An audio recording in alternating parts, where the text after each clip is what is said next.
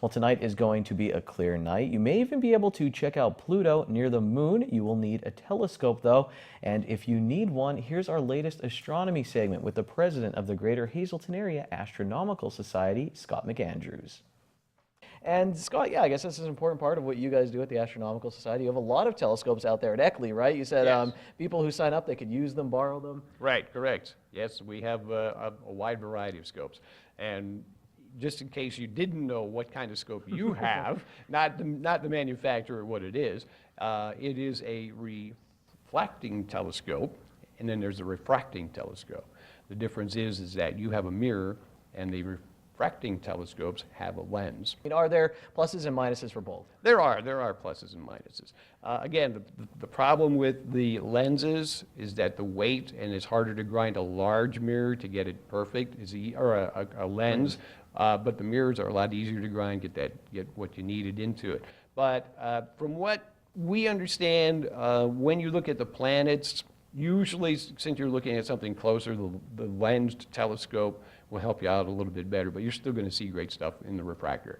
So there's not like two groups, like when you're a reflector all the way, like in West Side Story, there's not battles going on out at Eckley. No, not at all. But, and there are too many variations on both types of scopes. So like yours, up and down, back and forth, real easy to use. These are great telescopes to start with because they're real easy to use, real easy to set up, and you got a nice big eyepiece to look through. So that's what you want to look through. You don't want to get a department store telescope. Don't go for any of those, not at all. So start here because any idiot could do this and get out there with it.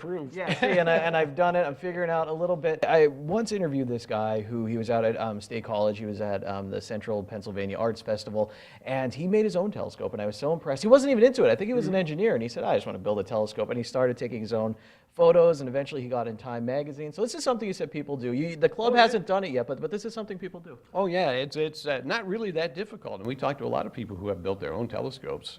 Now it seems there's not that many people that want to do that, but you can go to, say, Lowe's or Home Depot, get one of those sonotubes that you pour cement in, and that's your basic tube. And then all you have to do is start grinding a mirror, and then get everything else that you need. You need that little reflector mirror that comes up into the eyepiece, and you got to get your eyepiece adapters. But they can be all handmade if you're smart enough to be able to do it and have the wherewithal. So it's pretty cool. And last, what I want to finish with is, what do you think is step number one if someone is looking at a telescope and they say, you said this is a good place to start. I mean, they seem affordable now if you do want to start the hobby. Yeah. It's not out of reach. No, it is. It really isn't. And you can find a good used scope as well. But we want people to know that if they're interested in buying a telescope, they should try some out. And the way that they can do is become a member of the club. And we have all sorts of types of telescopes, let them use it, and then you may want to say, well, I want to go up big time, So you can spend anywhere from like $300 to $3,000, $4,000, $5,000, depending on what you want. I'm interested in this toy box of telescopes out at Eckley. All right, we're going to have another segment with Scott coming up soon on SSPTV News.